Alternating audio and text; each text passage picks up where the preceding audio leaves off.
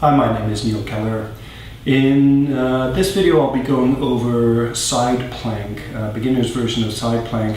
And more than just teaching you how to do side plank, this will actually be a video explaining how to feel your shoulders, how to feel your legs, and how to do something I call switch foundations. It's actually a weight shifting exercise that I use as a preparation for hamstring flexibility exercises, and I actually use this exercise in my latest PDF called Yoga Hamstring Basics. And the idea of this exercise is to actually teach you how to feel when part of your foundation is relaxed and when part of your foundation is strong, and how to actually change foundations by making part that is relaxed strong and vice versa. So rather than talking too much about it, we'll get straight into it.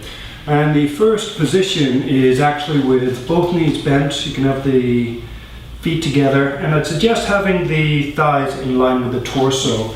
So rather than forward, try to move the knees back so the thighs and torso form one flat plane, and also have your elbow on the floor. And the first part of this exercise is actually to learn how to feel your shoulder and to use your shoulder. And what you'll do is, with the elbow on the floor, press the elbow down using your shoulder, lift the rib cage up, and then relax. And then initially you might start off with a sudden movement up and down, and that's alright just to get a feel for the movement or a basic idea of the movement. But then once you can lift your rib cage and lower it, then work on doing it slowly and smoothly. So slowly press your elbow down into the floor to lift your rib cage, and then slowly relax. And from the back, what that looks like, and what you can pay attention to, is the position of the inside edge of my shoulder blade relative to my spine. So as I push my elbow down, my spine should actually move away from my shoulder blade.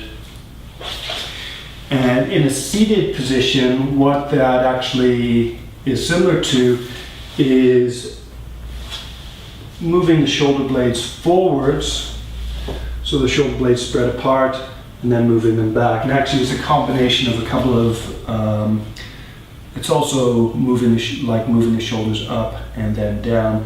So moving on to the other side, you can do the same thing. Start with the shoulder relaxed. Use the shoulder to push the elbow down and the rib cage up, and then relax. If you like, you can reach the other arm up, push the elbow down, and then relax.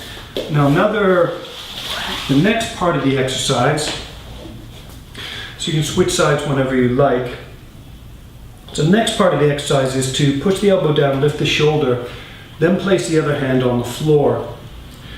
And right now this arm is strong and this arm is relaxed.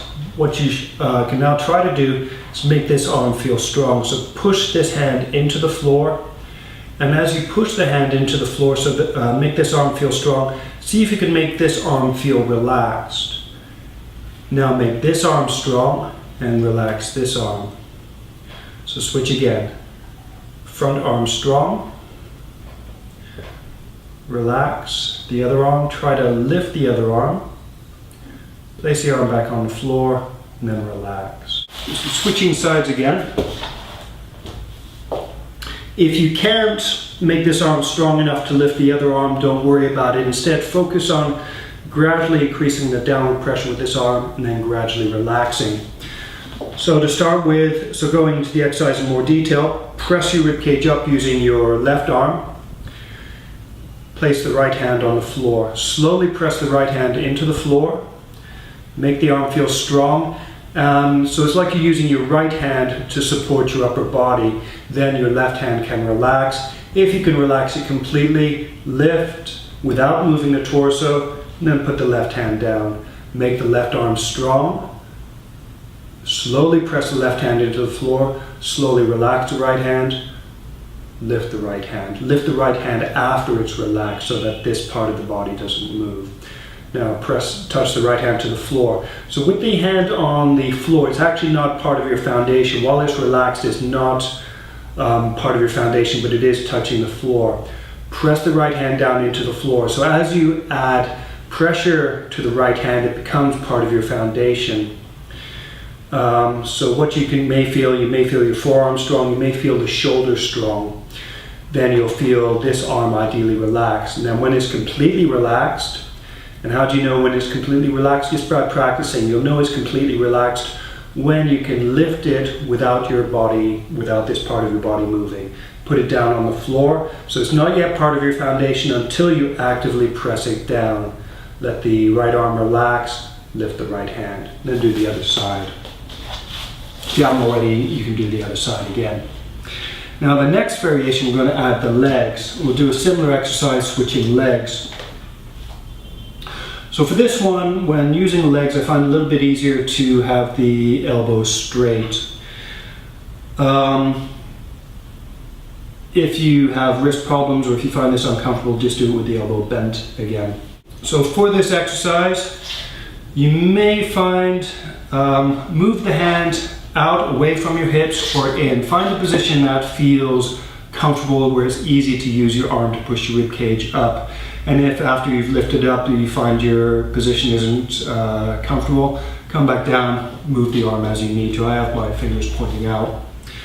So here again, use the shoulder, press the hand down into the floor, lift the rib cage up. If you'd like, you could even bend the spine. So in this case, I'll be bending to the right. So my thoracic spine, my lumbar spine is bending to the right, so I'm creating an arch this way.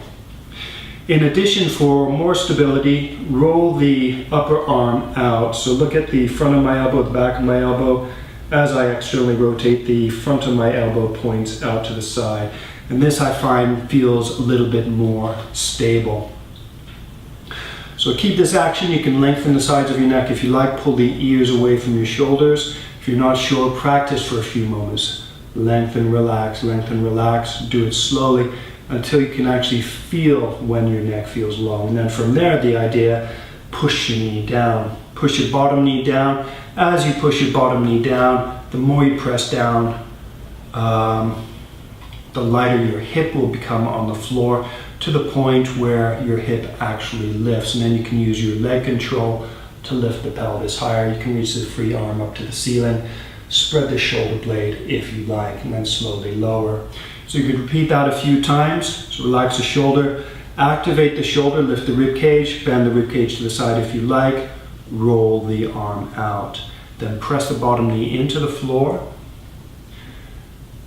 lift your hips up to the ceiling. Now the next step from here is to lift your left leg, place the foot on the floor in front of the knee, like so.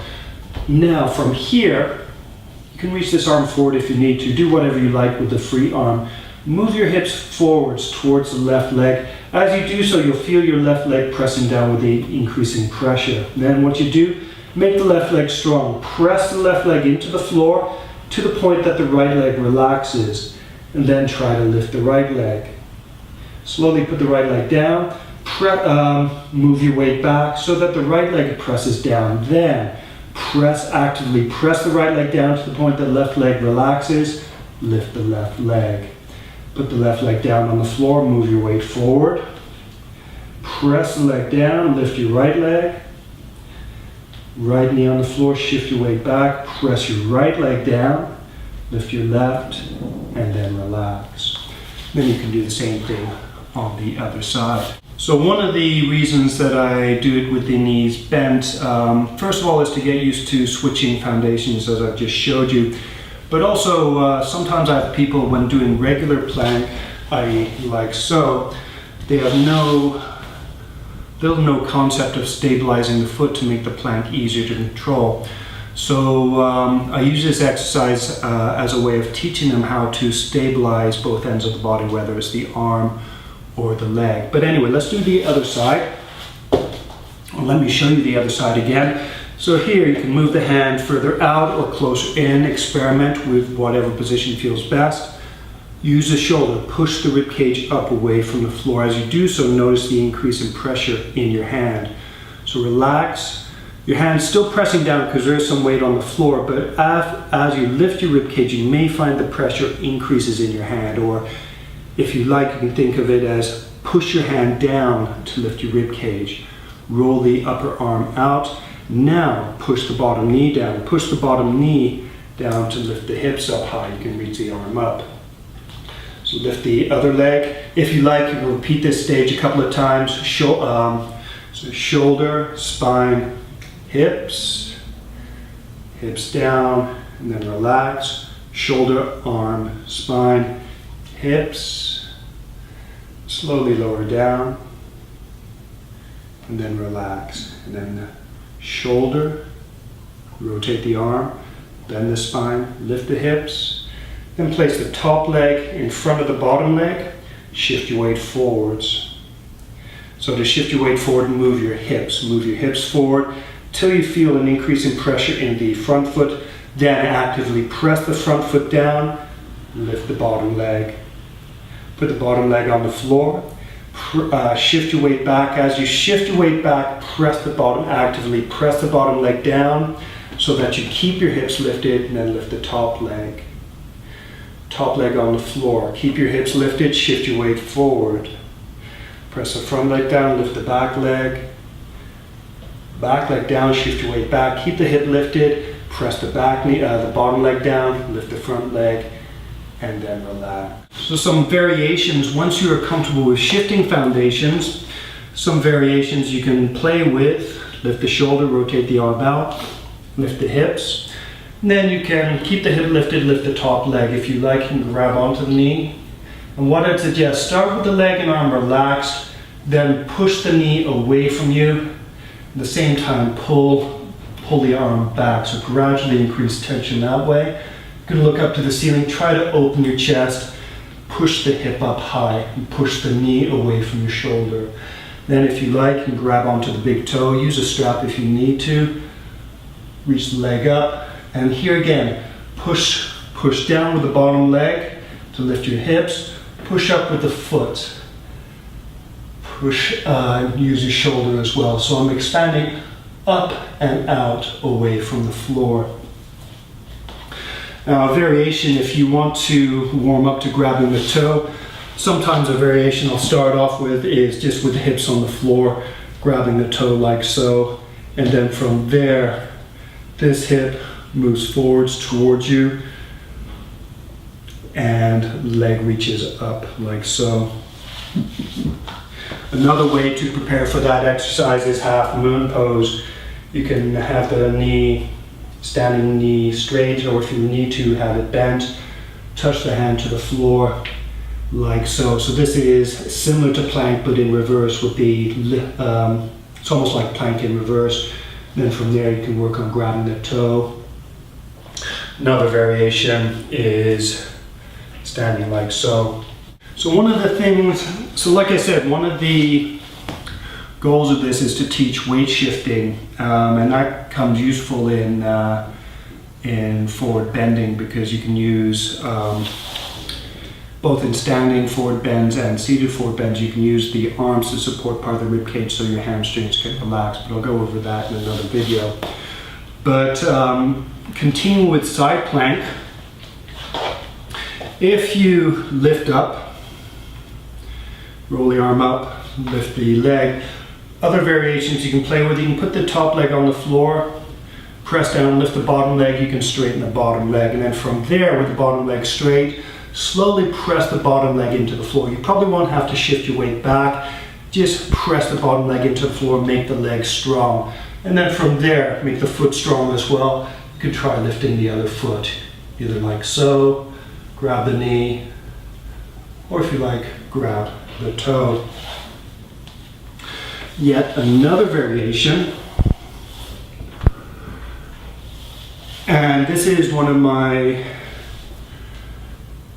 I guess it's more of a fun transition, but also explores ways that you can shift weight and learn to move smoothly. So instead of just doing the regular vinyasas that you might do in the usual yoga class, this is a more smoother, straightforward transition that relies on that is hopefully more easier to see weight shifting. But here again, use your shoulder, press your rib cage up, roll the arm out, bend your spine to the side, and then lift your hips. And then from this, if you're lifting the leg, you're placing it on the floor, the idea is to move from this position to a standing position smoothly. So in order to do that, you might want to move the leg further closer to the hand. Shift your weight forward till you feel the weight on this leg. Press the leg down so the bottom leg can relax. And then lift the bottom leg. And then from here, if there's still weight on your hand, shift your weight away from the hand until the hand relaxes. And so this is important. If you want to lift your hand, relax it first. Shift your weight if you need to. Make the leg stronger. When you feel the hand relax, you know you can lift it up, and then you can stand up. And then you can do the same thing in reverse, from standing position to go into side plank. Shift your weight to one leg. So now you'll feel this leg is strong. So as an example, my weight's on both legs. If I want to lift the left leg, I'll shift my weight to my right leg to the point where I feel this leg relax. And so this leg can relax even more, I'll make this leg strong. Now I can lift it easily without shifting my body. Then moving into side plank, I reach the leg behind the standing leg to the side. You can start by touching the toes to the floor or the side of the foot. Now bend this leg, and as I do so, I'll lean forward so that my knee doesn't have to go too far forward. So from this position, I'll place the hand on the floor, and then a weight shifting exercise you can do here. So right now my middle leg is strong. If I shift my weight back, I'll make my hand and my leg strong. So this leg relaxes and I can lift the leg. Then I'll put the foot on the floor, shift my weight forward, make this leg strong. Relax the arm and the leg, lift the arm and the leg.